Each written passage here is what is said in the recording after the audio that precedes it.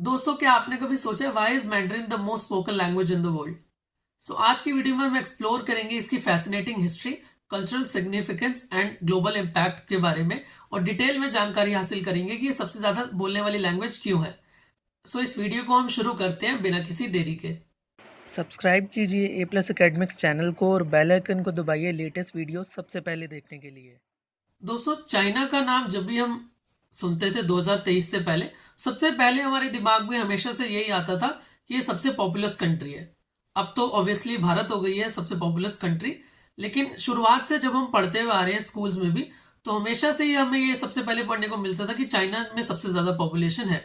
यही जो एक पॉपुलेशन फैक्टर है, वो बहुत इंपॉर्टेंट पार्ट प्ले करता है कि चाइना जो है प्रोमिनेंटली मैंडरिन बोलने वाला देश है। वहां पर अधिकतर जो 1.4 बिलियन पॉपुलेशन है वहां की, उसमें से अधिकतर लोग जो बोलते हैं वो मैंडरिन भाषा का ही यूज करते हैं। अनलाइक इंडिया, इंडिया में जैसे कि आपको सबको पता ही है कि बहुत सारी भाषाएं हैं और इसको बोलने वाले लोग जगह जगह पर बदलते रहते हैं। हिंदी कहा तो जाता है कि हमारी राष्ट्रीय भाषा है, लेकिन उसको बोलने वाले लोग उतने नहीं हैं जितने कि चाइना में मैंडरिन बोलने वाले हैं। मैंडरिन का हिस्टोरिकल एंड कल्चरल सिग्निफिकेंस भी बहुत ज्यादा है चाइना में दोस्तों, क्योंकि वहां पर हजारों सालों से जो ऑफिशियल लैंग्वेज है चाइना की, वो हमेशा से मैंडरिन ही रही है और लोगों के मन में उसके प्रति बहुत ज्यादा रिस्पेक्ट की भावना है। क्यों? क्योंकि वहां के जो भी फिलोसफिकल एंड हिस्टोरिकल एविडेंस भी मिलते हैं वो मैंडरिन भाषा में ही मिलते हैं। अनलाइक इंडिया, अगर आप देखें तो हमारे जितने भी ग्रंथ हैं वो संस्कृत में हमें देखने को मिलते हैं, जो भी पुराने लिखे हुए ग्रंथ हैं और जो एविडेंस हमें मिलते भी हैं, लेकिन उन्हें ट्रांसलेट करके हम अलग अलग भाषाओं में बोलते हैं, क्योंकि हमारे इंडिया में इतना ज्यादा डाइवर्स लैंग्वेज है और लोग इतने ज्यादा डाइवर्स हैं कि उनको ट्रांसलेट करना बहुत ज्यादा जरूरी हो जाता है। लेकिन चाइना में ऐसा नहीं है, क्योंकि वहां पर स्टार्टिंग से मैंडरिन ही बोली जा रही है और लोग अपने परिवार में इस प्रथा को पीढ़ी दर पीढ़ी चलाते भी आ रहे हैं कि जो भी पढ़ाई लिखाई होगी या जो भी चीजों के बारे में वो सीखेंगे वो मैंडरिन में ही सीखेंगे। ये भी बहुत ज्यादा इंपॉर्टेंट फैक्टर प्ले करती है कि मैंडरिन वहां पर सबसे ज्यादा बोली जाती है। दोस्तों, चाइनीज लोग भी बहुत इंपॉर्टेंट पार्ट प्ले करते हैं मैंडरिन को प्रमोट करने में दूसरे देशों में। कोई भी अगर चाइनीज कम्युनिटी अगर आप देखें जो कि अब्रॉड रह रही है, चाहे वो यूएस में हो या किसी भी देश में हो, वो अपनी लैंग्वेज में प्राइड लेती है और उसी में ही कम्युनिकेट करना पसंद करते हैं। आप हर बार हर पॉइंट में ये देख रहे होंगे कि मैं अनलाइक इंडिया बोल रहा हूं, और ऐसे इसलिए ही है क्योंकि अगर आप कोई भी इंडियन देखेंगे ना जो दूसरी कंट्री में जाता है, वो क्या करेगा? वो हमेशा अपनी रीजनल लैंग्वेज में बात करने की कोशिश करेगा, ना कि अपनी नेशनल लैंग्वेज में।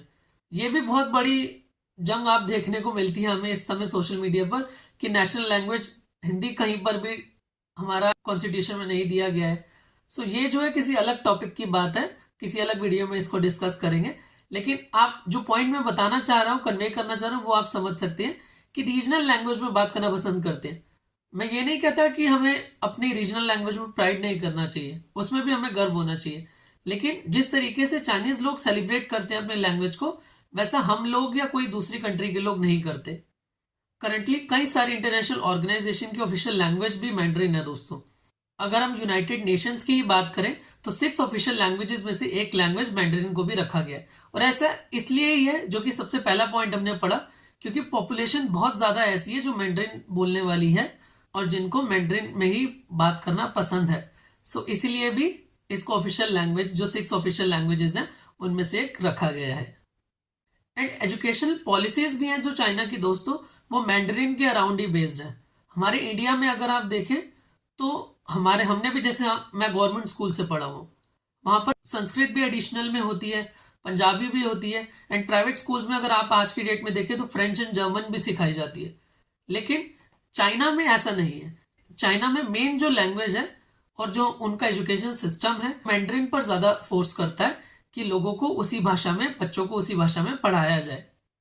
चाइना की टेक्नोलॉजिकल एडवांसमेंट के बारे में तो दोस्तों हम स्टार्टिंग से ही सुनते हुए आ रहे हैं, और अगर आपने अपने पेरेंट्स से या अपने रिलेटिव्स में जो भी बिजनेस करते हैं उनसे सबसे ज्यादा यही सुना होगा कि कैसे चाइनीज मटेरियल या चाइनीज प्रोडक्ट जो है वो उनके प्रोडक्ट्स के आगे उनको चलने ही नहीं देते। ऐसा क्यों है? कि वो चीपेस्ट प्रोडक्ट प्रोवाइड कराते हैं, और इतनी ज्यादा जो टेक्नोलॉजिकल एडवांसमेंट हुई है ये इसी वजह से वो ऐसा कर पा रहे हैं। तो ग्लोबल फ्रंटियर पर चाइना की एडवांसमेंट जो है वो बहुत ज्यादा देखने को मिलती है, और जितने भी बिजनेसमैन हैं वो सबसे ज्यादा चाइना से ही अपने चीजों को इंपोर्ट करते हैं, रॉ मटेरियल्स को इंपोर्ट करते हैं। सो कम्युनिकेशन जो है उनको मैंडरीन में रखना जरूरी हो जाता है, क्योंकि जैसा हमने वीडियो में स्टार्टिंग में डिस्कस किया है कि चाइनीज लोग दूसरी भाषाओं में बात करने में प्राइड नहीं रखते, वो मैंडरीन में बात करना ज्यादा पसंद करते हैं। तो लोगों को भी उनके हिसाब से एडजस्ट करना पड़ता है और उस भाषा को सीखना पड़ता है। तो पॉपुलैरिटी वाइज भी देखें तो उनको ये सब चीजें सीखनी पड़ती है उनसे कम्युनिकेट करने में। सो इन्हीं सब पॉइंट्स को मद्देनजर रखते हुए हम कह सकते हैं कि मैंडरीन क्यों सबसे ज्यादा पॉपुलर भाषा है और बोली जाती है पूरे ऑल ओवर द वर्ल्ड। सो आपको ये वीडियो कैसी लगी है हमें जरूर बताइएगा कमेंट बॉक्स में। अच्छी लगी हो, बुरी लगी हो, क्या सुझाव है आपके हमारी आने वाली वीडियो के लिए, वो भी हमें कमेंट बॉक्स में कमेंट करके बताइएगा। सो अगली बार तक के लिए बाय बाय, टेक केयर, नमस्कार, जय हिंद।